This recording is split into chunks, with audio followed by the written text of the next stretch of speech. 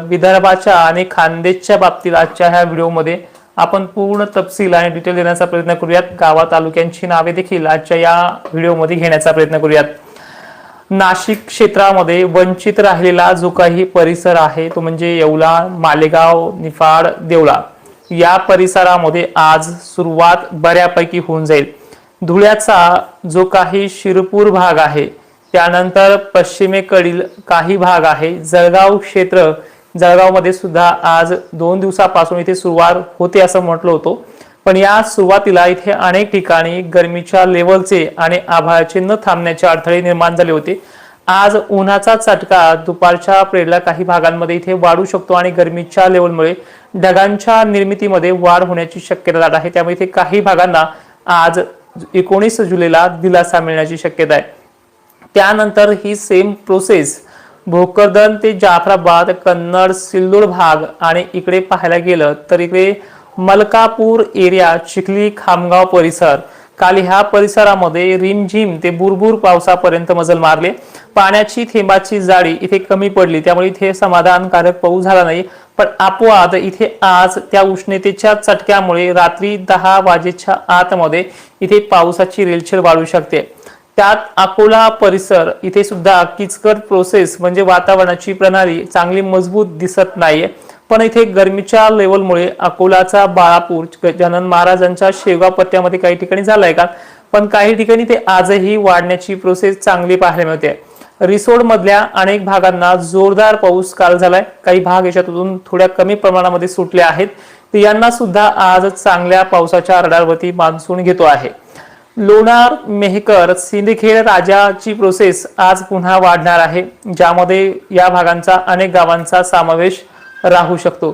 त्याचबरोबर किनवट ते माहूर गड परिसर यवतमाळ जिल्ह्यामध्ये सुद्धा आज थोडी वाढ अपेक्षापेक्षा बरी राहू शकते।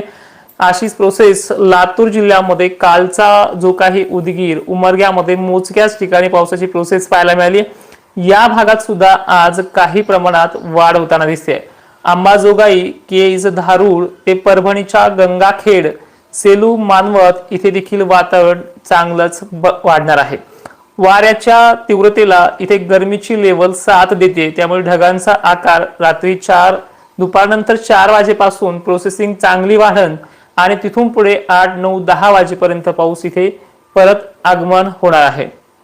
त्यानंतर अहिल्यानगरची प्रोसेस किचकट जरी असली तरी ते काही भागांना सटकारे बिटकारेवरती भागून घ्यावा लागणार आहे।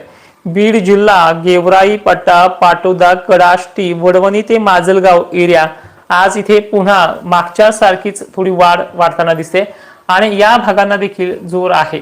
इथे काही ठिकाणी 2 दिवसाचा वेळ घ्यावा लागणार आहे, काही ठिकाणी आज तर काही ठिकाणी उद्या संध्याकाळपर्यंतची पावसाची तीव्रता पाहायला मिळते। आणि त्याचबरोबर पूर्व विदर्भातला नागपूर, चंद्रपूर, गोंदिया, भंडारा आणि या भागांमध्ये काही ठिकाणी मेघगर्जना आणि पावसाची शक्यता वाढणार आहे। यामध्ये जो यवतमाळचा एरिया आहे, किनवट साइड भाग आहे, माहूरगड भाग आहे, रात्रीचे 11 वाजतील या वेळेपर्यंत ह्या 19 जुलैचा या भागांमध्ये पावसाचा समावेश आहे। आज गडचिरोली, नागपूर, गोंदिया बऱ्यापैकी कव्हर होऊन जाईल आणि अशा प्रकारचा हा आजचा अंदाज होता। त्यानंतर अनेक भागातनं अनेक ठिकाणच्या कमेंट आल्यात, व्हिडिओ सुद्धा प्रोसेस झालेत, पण 80% भाग घेतला नाहीये, 90% भाग घेतला नाहीये। 8 जुलैला पण हे मेसेज होते, मग 8 जुलैला सुद्धा 80% भाग नाही घेतला तर मग 80% भागांच्या पेरण्या झाल्या कशा, कुठल्या पाण्यावरती पेरण्या झाल्या हे सुद्धा कळणं गरजेचं आहे। कमेंटमध्ये सांगा। महाराष्ट्रामध्ये 100% भागांना पाऊसच नाहीये, अमुक टक्के भागांना पाऊसच नाही, मग तिथे पेरणीचं बी आणि बी उगलं कसं आणि ते आलं वरती कसं हे देखील कमेंटमध्ये प्रश्न उपस्थित निर्माण होतो, तो देखील करण्याचा प्रयत्न करा। आता बघूयात तालुक्यानुसार आज ऍक्च्युअल कोणते तालुके बरे राहतील आणि कोणत्या तालुक्यांना वाढेल हे देखील पाहूयात। आज पैठणमध्ये जोर थोडा बरा राहील, जालना परिसर, तालुका परिसर, सिंदखेड राजा, देऊळगाव राजा, अंबड पट्टा देखील, उत्तर भाग, गोलापांगरी एरिया बरा राहील। मंठापासून उत्तरेकडील भागांना थोडी पावसाची वाढ आणखीन आहे। त्यानंतर जो काही रिसोडचा परिसर आहे, मेहकर परिसर आहे, लोणार, सिंदखेड राजा ते जाफराबाद परिसर, चिखली, साखरखेडा, जानेफळ हे भाग देखील आज पावसाच्या रडारवरती आहे। इकडे विदर्भात मंगरुळपीर, अकोला हा देखील भाग आहे। अमरावतीचा भुसावळ पर्यंतचा पट्टा, बुरहानपूरचा पट्टा, खामगाव, जळगाव, जामोद हा देखील आज अनेक ठिकाणी पावसाच्या रडारवरती येतोय. अमरावती, वर्धा, नागपूर हे देखील भाग आहे. भंडाऱ्याला मात्र सलग तिसऱ्या दिवशी भंडारा शहर परिसर तर भंडाऱ्याच्या गोंदियापर्यंतच्या एरियाला पुन्हा मुसळधार पावसाचा रडार सिस्टम बनलेला आहे. त्यानंतर इकडे पाहायला गेलं तर चंद्रपूर हा भाग देखील वाढत्या रेषेखाली आहे. चंद्रपूरचा राजुरा परिसर, पूर्व भाग, आर्णी परिसर, कापसी परिसर हा देखील आहे. हिंगोलीच्या 65 डिग्रीजला जरी असमान वितरण दिवसभर राहिलं तर रात्री थोडं समांतर रेषेखाली ते घेण्याची शक्यता आहे. त्यामुळे डिग्रस, मंगळूर, धारवा हा घटंजी पर्यंतचा एरिया, वाशिम, हिंगोली, कळमनुरी, रिसोड हा घेतलेला भाग सुद्धा रिपिटेशन मध्ये आज आहे. मराठवाड्याकडे लक्ष देऊयात. बसमत म्हणजे वसमतचा परिसर, हदगाव, हिमायतनगर, भोकर, नांदेड, त्याच परभणी, गंगाखेड, धर्माबाद, मुखेड, अमरापूर ते देलगूर हा परिसर, निर्मल पर्यंतचा एरिया कर्नाटक, तेलंगणाच्या भागापर्यंतचा आहे. त्यानंतर इथे सोलापूर भाग मध्यम ते हलका, बाकीकडे कोल्हापूर ते बेळगाव हा कोकण किनारपट्टी मुसळधार पावसाच्या रडारवरती आहे. नंतर मुंबई, चिपळूण या भागाचा समावेश आज दिवसभर झडी ते जोरदार पावसाच्या रडारवरती आहे. मान्सूनची प्रगती जवळपास पुढचे 2 ते 3 दिवस कायम असून नंतर मान्सून हा आपल्या 20 ते 21 तारखेपर्यंत महाराष्ट्रामध्ये थोडेफार भाग पुन्हा वाढते घेईल. परिस्थिती किचकट जरी असली तरी पाऊस पुढचे 15 दिवस उघडणार नाहीये. जवळपास 29 ते 30 तारखेपर्यंत मान्सूनचा प्रभाव महाराष्ट्रामध्ये कायम आहे. ह्या 2-3 दिवसामध्ये मान्सूननी बऱ्यापैकी मराठवाडा कव्हर करायला सुरुवात झाली आहे. आता फक्त लातूरचा आणि बीडचा काही उरलेला भाग कव्हर करणं शक्य नाहीये. तरीही सुद्धा या भागांमध्ये आज त्याची ताकद वाढताना दिसते.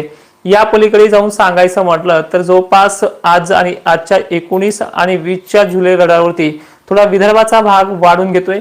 खानदेशला आज काही ठिकाणी चांगली सुरुवात, तर उत्तर भागाला बऱ्यापैकी सुरुवात तो आज करणार आहे. विदर्भाचा आणि खानदेशचा समाविष्ट असलेला मधला भाग म्हणजे भोकरदन, जाफराबाद या दोन्हीच्या सिस्टममुळे आज बऱ्यापैकी सुरुवात करेल. काल अनेक ठिकाणी हलक्या मध्यम पावसाला सुरुवात झाली, पण त्या भागांमध्ये समाधानकारक नाहीये. तर अशा भागांना परत रिपिटेशनमुळे हा पाऊस थोडा वाढू शकतो. मित्रांनो, अनेक जण रीलच्या माध्यमातून त्याचबरोबर काही रीलस्टार टोमणे मारण्याचा प्रयत्न करतायत.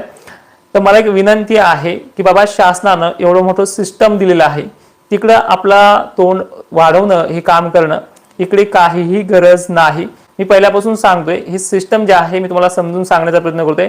जर दुष्काळ असता तर एवढं भयंकर आभाळ आलं नसतं. हा स्थानिक लेवलचा इफेक्ट आहे, ज्यामुळे काही ठिकाणी गरमीची लेवल, ह्युमिडिटीची लेवल काही ठिकाणी कमी पडते. त्यामुळे हा पाऊस काही ठिकाणी बारीक थेंबाचा पडतोय. अन्यथा जर गरमीची लेवल टिकून राहिली तर हा पाऊस मोठ्या थेंबाचाही पडतोय. अनेक ठिकाणी महाराष्ट्राने ते पाहिलं सुद्धा आहे. बाकीचे महिना 15-15 दिवस उगणार नाहीत, दिसणार पण नाही, तोंड पण दाखवणार नाही. पण थोड्या काही 1-2 निगेटिव्ह कमेंट माझ्या कमेंट बॉक्समध्ये आल्या की लगेच मांजरीवाणी तोंड घेऊन येण्याचं काम अनेक लोक करतायत. तर तुम्ही जळत राहा, टार्गेट करत राहा, तितकाच ताकदीनं मी पुढे जात राहील, कारण की हात छत्रपतींचा आहे. जय शिवराय.